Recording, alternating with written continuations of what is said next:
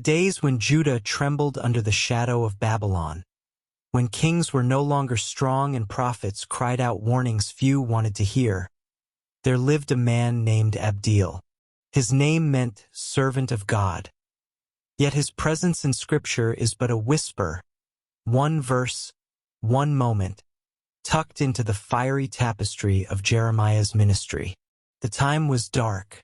King Jehoiakim sat on the throne, a ruler proud and obstinate, unwilling to listen to the voice of the Lord. The prophet Jeremiah had spoken hard truths to the nation, warning of judgment, of conquest, of cities laid waste. But truth, when it burns, is often rejected. The king did not welcome these messages. He saw Jeremiah as a troublemaker, one who stirred unrest, one who dared to challenge the comfort of sin with the call of righteousness. Jeremiah had written the words of the Lord on a scroll. Baruch, his faithful scribe, had read them in the temple. And when those words reached the ears of the officials, fear stirred in some hearts. They brought the scroll to the king. One winter day, as the fire blazed in a brazier beside him, Jehoiakim cut the scroll into pieces, column by column, and burned it. But among the king's court were men sent to seize Baruch and Jeremiah. Abdeel's son, Shelemiah, was one of them. The scriptures mention Abdeel only once, in Jeremiah 36, verse 26. The king commanded Jeremiel the king's son, Seraiah son of Azriel, and Shelemiah son of Abdeel to arrest Baruch the scribe and Jeremiah the prophet. But the Lord had hidden them. Abdeel, though not the central actor, lived in a time of tension between obedience and rebellion. His son was chosen by the king to silence the voice of prophecy. What does that say of Abdeel? Was he a loyal servant of God who grieved his son's role in the king's command?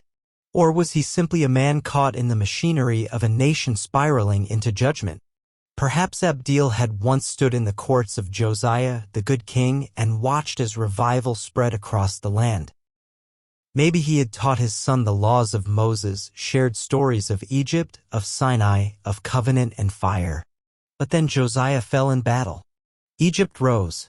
Babylon advanced. And in the swirl of politics and fear, loyalties blurred. Did Abdeel's heart break when Shelemiah left to hunt down the prophet of God?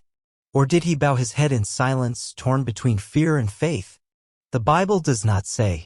But his name, Abdeel, servant of God, still lingers like a question.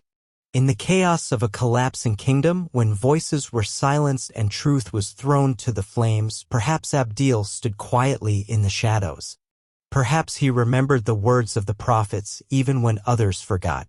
Perhaps he prayed even when no answer came. And perhaps the Lord remembered him, not for the brief mention in the scrolls, but for the unseen posture of his heart. In a world where kings burned scrolls and prophets were hunted, even a father's name, even a single moment, could carry weight. Abdeel, servant of God, may have been one of the few who still feared the Lord in the time of rebellion. History passed him by in silence, but heaven never forgets the quiet faithful.